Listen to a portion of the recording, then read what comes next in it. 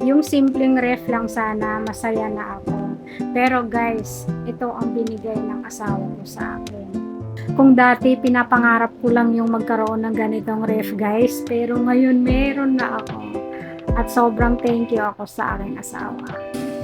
Pakita ko muna yung aming lumang ref kaya kami nag-upgrade.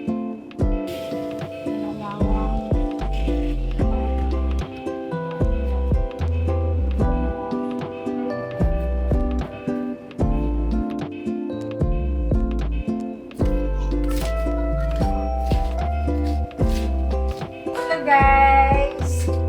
Welcome to Ate Man's Vlog. Tapos ngayon, i-unbox natin yung ating napakalaking ref. Wow! So, ang una natin gagawin is open natin ito.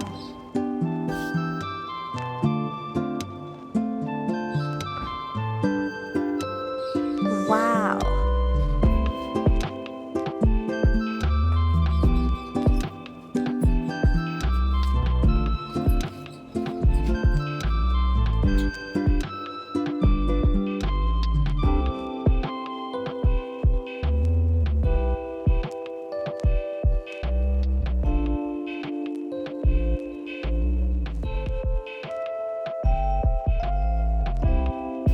Grabe, ang laki guys. Pwede ka matulog dito sa loob. What?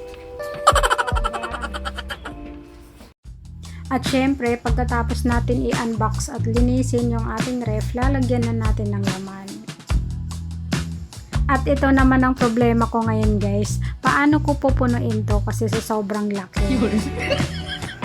At ito na nga ang ating mahiwagang ref. Sobrang ganda at napakalaki guys. Kahit nga buong lechon guys, kasya sa loob.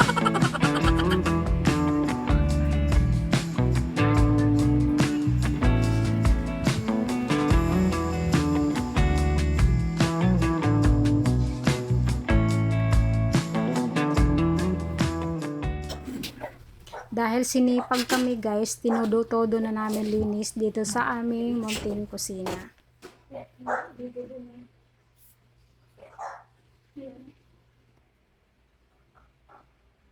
Ano say, okay, sa okay lang. Tapos yung dito niya. Guys, kagandahan ng aming panlinis, so na-extend ito. Kahit nandito lang ako sa baba, guys, nalilinis ko ito.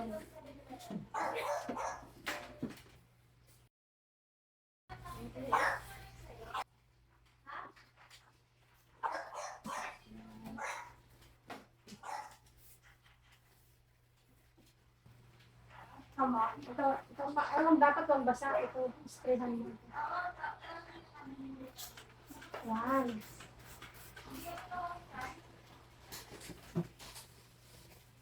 Tapos, dito, alisin ko muna ito. Say, patong mo nga muna. Say. Dalawa muna, say. Mabigat. Hoy. Ang bigat. Basa natin. May ano? Basa natin.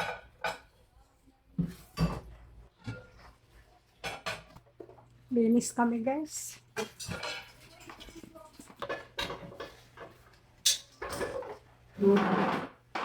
Ito punasan lang ito. Nalagyan yung ating ulam. Nilagay sa lamesa.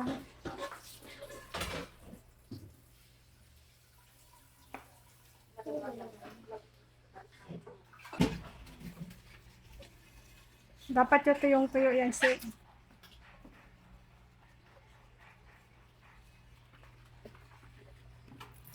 Sipag ng kapatid ko guys. Sipag.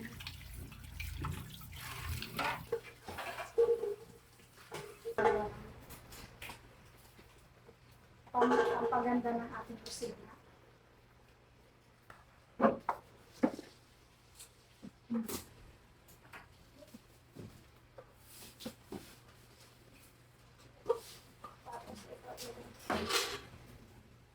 Dali, abot ko sa yung, saan yung malaki kanina?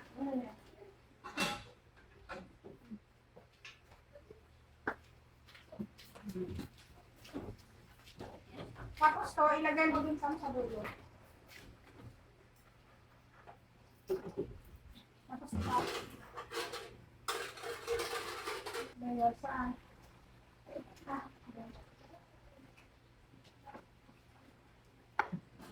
Ito, ugasan natin. Yan yung mga tasa.